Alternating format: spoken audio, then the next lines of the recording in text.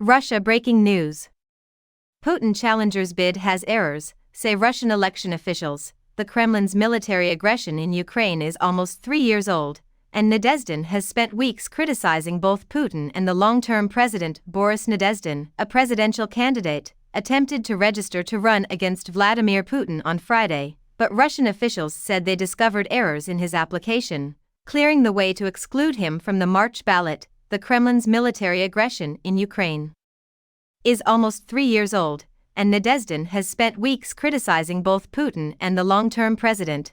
When 60-year-old Nadezhdin's followers sent in signatures to register him as a presidential contender in January, he caused a sensation across Russia. The Central Election Commission is anticipated to make a ruling next week regarding his candidacy. He submitted over 100,000 signatures to them on Wednesday. The commission's deputy chairman Nikolai Bulyev questioned the ethical norms adopted by everyone involved, including Nadezhdin, when he added the signatures of dozens of persons who have passed away. On Monday, the commission will present the results of the checking procedure to Nadezhdin and another candidate, communist Sergei Milinkovich, whom he summoned. The claims made by the panel were rejected by Nadezhdin, who has been vocal in his criticism of President Putin and the nearly 2-year offensive in Ukraine.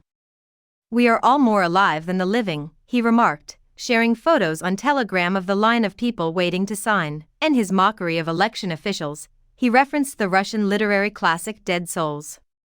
"Friends, don't bother contacting me if you find the names of dead people on my signature lists. The church or exorcists are more interested in it," he stated. The election commission tried to prevent him from running. Nadezhdin said in an earlier post on Friday that he would sue. Last month, he spoke with AFP and called Putin's decision to invade Ukraine in 2022 a catastrophic move. His advancement to this point in the voting process has astonished many. According to political scientist Tatiana Stanovaya, the remarks made by the Electoral Commission indicated that Nadezhdin would not be permitted to stand. The Kremlin has started to prepare the public for the decision of barring Nadezhdin, she stated through Telegram. The Ukrainian people hold General Valery Zaluzhnyi in high esteem since he successfully repelled the initial wave of Vladimir Putin's invasion near Kiev. His relationship with President Volodymyr Zelensky has soured due to combat failures and political jealousies in the capital, which has occurred 2 years into the war. A serious breach at the core of the Ukraine war effort was exposed this week when the president attempted to drive out his commander-in-chief, but failed. At a time when U.S. military aid is precariously hanging in the balance, troops are running dangerously short on ammunition, and Russia is on the offensive again. Their disagreement helps explain the ambivalence about military strategy that is worrisome to authorities in Washington and introduces an undesirable element of uncertainty. As a last resort, Zelensky may simply remove his general from office. An experienced European diplomat who frequently communicates with Zelensky's staff expressed concern about the potential consequences for Ukraine's friends and the high likelihood of Zaluzhnyi's dismissal.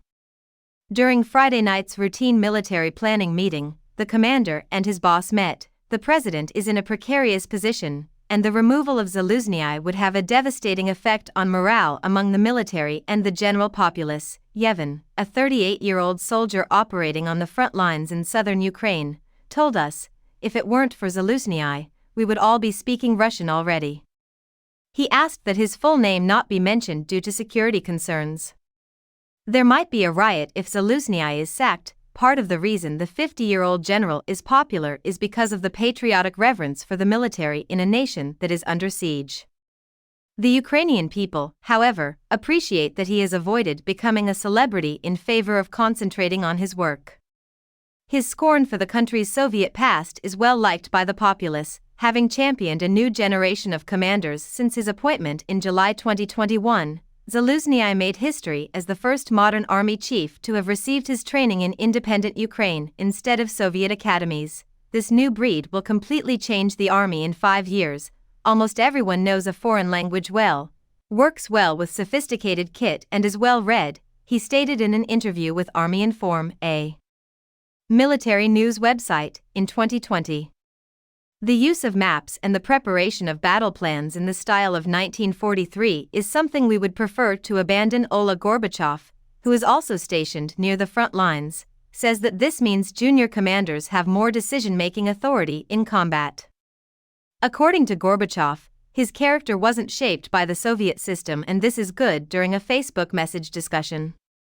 Slow things down, he said, referring to the more senior officials. No matter their status, Zaluzhnyi treats his men with the same level of informality and chats to them as equals. Images of him with his wife and troops can be found on his Facebook page. He has an eldest daughter and a younger daughter, both serving in the military. He has no pretensions, this grandeur people expect from a general, stated Lyudmila Dolinovska, his former spokeswoman, during an interview. A lack of protocol is apparent. In 2014, he rose to attention as a combat unit commander in the eastern Ukrainian region of Debaltseve, where hundreds of Ukrainian soldiers were killed or injured in the initial stages of the battle. In the soul and in the heart, he stated in his interview with Army Inform, there was a feeling of constant threat.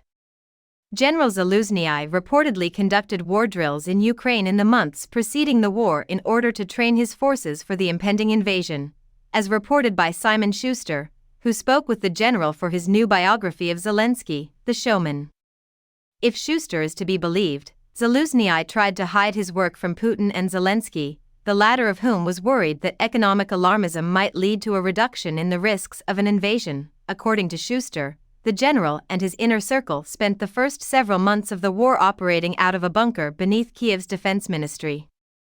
After the Russians were driven out of the capital, he and his wife were reunited after he relocated to a neighboring hotel that the army had taken over. At the time, the Ukrainian military was riding high after reclaiming vast swaths of land in the country's north and south from Russian forces that were woefully unprepared. Despite Zaluzhnyi's best efforts, his forces were unable to launch a second counteroffensive in 2023 due to the formidable Russian fortifications and the use of drones, which mitigated the effectiveness of the Western-supplied battle tanks. On the opposite side of the battlefield, Russian losses last summer prompted a mutiny by Yevgeny Prigozhin, leader of the Wagner mercenary force, and such defeats always inflame tensions between politicians and generals. The chiefs of the Russian Defense Ministry were the apparent targets of Prigozhin's uprising, which turned into the greatest challenge to Putin's almost 25-year hold on power in Moscow. Tensions arose between Ukraine and its Western partners after Zaluzhnyi's forces were unable to successfully breach Russian lines in the fall, despite receiving billions of dollars worth of military gear from those countries. The United States insisted that the Ukrainians increase their fatalities by concentrating their firepower on one spot in order to increase the likelihood of a breakthrough. Instead, Zaluzhnyi and Zelensky countered by splitting their armies down the middle. Tensions between the two Ukrainian leaders were heightened by the failed counteroffensive. In November, The Economist released an interview with the general in which he stated that the battle had reached a stalemate, bringing their feud into the open. The president scolded him for it, but he maintained that Ukraine could still make progress. According to anonymous European officials, Zelensky was clearly irritated by it since he has a very thin skin when it comes to criticism of the war's progress and may even perceive it as a challenge to his leadership.